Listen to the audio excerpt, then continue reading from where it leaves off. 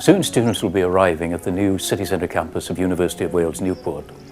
They'll be travelling a well-trodden path when they come because people have been drawn to this riverside location for millennia.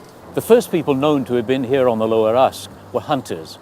The small flint microliths which once tipped their spears confirms that during the Mesolithic, almost 6,000 years ago, people were here and on the nearby Gwent levels. Their prey would have been very different from today. They were hunting red deer, wild pigs, and aurochs, massive prehistoric cattle that could stand as high as 2 meters at the shoulder. Artifacts confirm that people were also here in the Neolithic, although their habitation sites tended to be on higher ground. That continued to be the case with the development of metallurgy, when social structures became more complex. In the Iron Age, this area was in the heartland of the Silures, the native tribe who fought the Romans to a standstill in a 25-year guerrilla war. Their hill forts at the Gyre and Lodge Hill are still visible in the landscape today. The Silures didn't neglect the river. Excavations by the university on Lodge Hill confirm that a variety of luxury goods were coming to the Silures by the river. The Romans also came here, building their legionary fortress upriver at Caerleon. One of the attractions of Caerleon was that it could be supplied by sea. 2,000 years ago, Roman ships would have regularly passed under the university's new site, bringing food and luxury items to the fortress. Ocean-going vessels continued to come to the Lower Usk. In 1049, for example, 36 Viking ships passed up the river here. They had formed an alliance with the Welsh king Griffith ap Llywelyn and were massing for an attack into England. In the Anglo-Norman period, this part of the river became even more important. Eventually, the castle was located here, overlooking the river, and soon the Newport was replacing the old port at Caerleon. Newport Castle is clearly in view from the university's new site.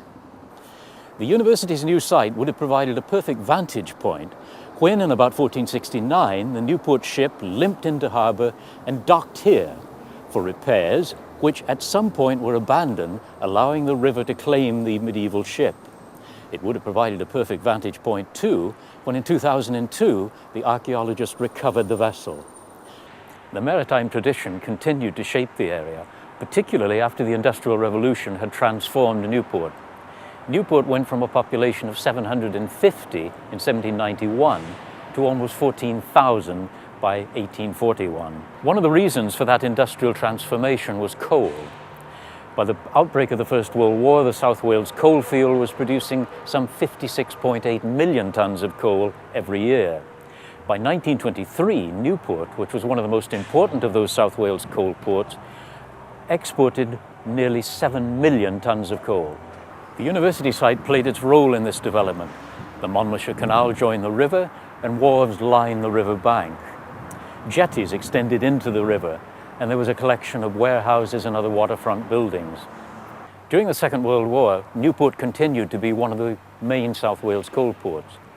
It also became an important staging point for the Normandy invasion. The site became a prime target, particularly as a petroleum storage facility had been built on its eastern boundary.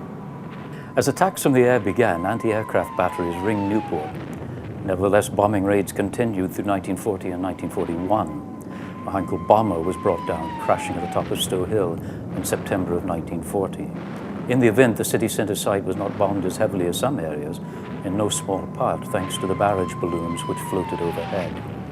In the post-war period, the Newport waterfront declined in importance, and it continued to do so through the remainder of the 20th century.